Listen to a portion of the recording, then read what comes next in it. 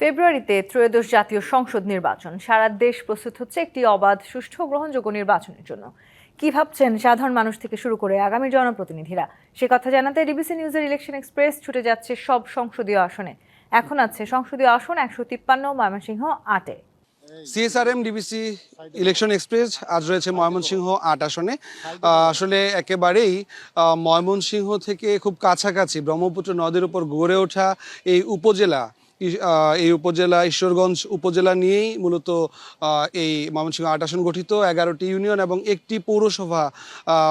একেবারেই জনসংখ্যা মাত্র ৪ লাখ, যার মধ্যে ভোটার প্রায় অর্ধেক, নারী ভোটারের সংখ্যাই বেশি।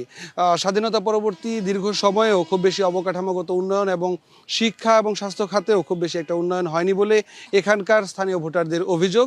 আমার সাথে এখন এই মুহূর্তে যুক্ত হয়েছেন বাংলাদেশ জামায়াতে ইসলামী মনোনীত ঈশ্বরগঞ্জ ৮ আসনের প্রার্থী অধ্যক্ষ মঞ্জুরুল হক হাসান।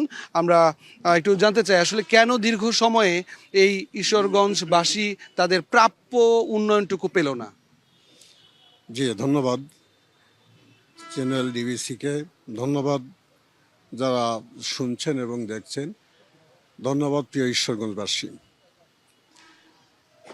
আমি দীর্ঘদিন যাবৎ ঈশ্বরগঞ্জের মাঠে রাজনীতির সাথে জড়িত, জনগণের সাথে সম্পৃক্ত। আমি জনগণের কথা শুনি, জনগণের কথা বুঝি। ঈশ্বরগঞ্জ স্বাধীনতার পর থেকে এই পর্যন্ত কাঙ্ক্ষিত উন্নয়ন হয়নি।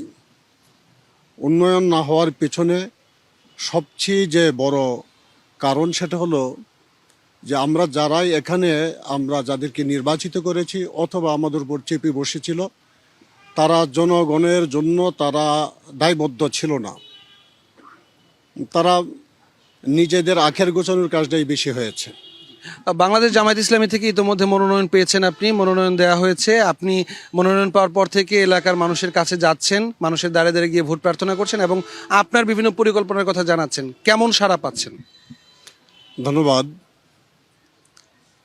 জামায়াত ইসলামী বাংলাদেশে যেমন একটি ইসলামী মূল্যবোধের ভিত্তিতে কলহ, দ্বন্দ্ব, পরস্পর বিদ্বেষ, সন্ত্রাস, পেশিশক্তি এবং দুর্নীতিমুক্ত একটি বাংলাদেশ গড়তে চাই, আমিও ঈশ্বরগঞ্জে একটি নতুন ঈশ্বরগঞ্জ গড়তে চাই এবং এই দাবি এবং প্রত্যাশা নিয়ে জনগণের কাছে আমি যাই, জনগণের কাছে ছিলাম। নানা ধরনের সমাজ কল্যাণ কাজের সাথে আমি সম্পৃক্ত ছিলাম। জনগণ এবার একটি পরিবর্তন চায় এবং ঈশ্বরগঞ্জের মানুষ বিশেষভাবে উৎসুক হয়ে আছে যেন ঈশ্বরগঞ্জে আগামী নির্বাচনে দাঁড়িপাল্লার পক্ষে একটা পরিবর্তন তারা নিয়ে আসতে চাচ্ছে। ঈশ্বরগঞ্জে জনসংখ্যার দিকে এবং ভোটারের দিকে নারী ভোটারের সংখ্যা বেশি, একই সাথে তরুণ ভোটারের আধিক্যও রয়েছে আপনার উপজেলায়। নারী এবং তরুণদের জন্য বিশেষ কোনো পরিকল্পনা আছে কিনা যদি জয়ী হতে পারেন? আমি প্রথমেই তরুণদের কথা ভাবছি, তরুণদের কথা বলছি। তার কারণ হলো তরুণরা রক্ত দিয়েছিল ৫২-তে, ৭১-এ এবং ২০২৪-এ তারা রক্ত দিয়েছে একটা বৈষম্যহীন বাংলাদেশ গড়ার জন্য।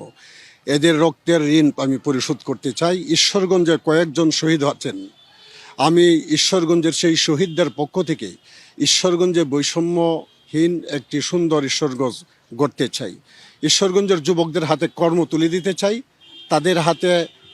তাদেরকে ব্যবসা বাণিজ্য এবং তাদের যোগ্যতা অনুযায়ী প্রশিক্ষণ এবং তাদেরকে কর্ম তুলে দিলে এরা সমাজের সম্পদে পরিণত হবে। আপনি জয়ের ব্যাপারে কতটা নিশ্চিত? আমি শতভাগ জয়ের ব্যাপারে নিশ্চিত। আমি মা বোনদের ব্যাপারে একটি কথা বলে রাখি, মা বোনরা এই ঈশ্বরগঞ্জে তারা শতভাগ নিরাপত্তার সাথে, আব্রু এবং ইজ্জতের সাথে তাদের জন্য কর্মসংস্থান তৈরি হবে এবং তাদের হাতে আমি কর্ম তুলে দেব, স্বাধীনভাবে যার তার কর্ম তারা করতে পারবে। মানে প্রত্যাশার পরিবর্তন যেটা দরকার সেটা আপনি করবেন। সিএসআরএম ডিবিসি ইলেকশন এক্সপ্রেসে আপনি সময় দিয়েছেন, আপনার প্রতি কৃতজ্ঞতা। সিএসআরএম ডিবিসি ইলেকশন এক্সপ্রেস আজ রয়েছে ময়মনসিংহ ৮ আসনে। আমরা পরবর্তী বুলেটিনে অন্য কোনো দলের প্রার্থীর সাথে কথা বলবো, তার ভাবনাগুলো জানানোর চেষ্টা করবো। সে পর্যন্ত সাথে থাকুন ডিবিসি নিউজের।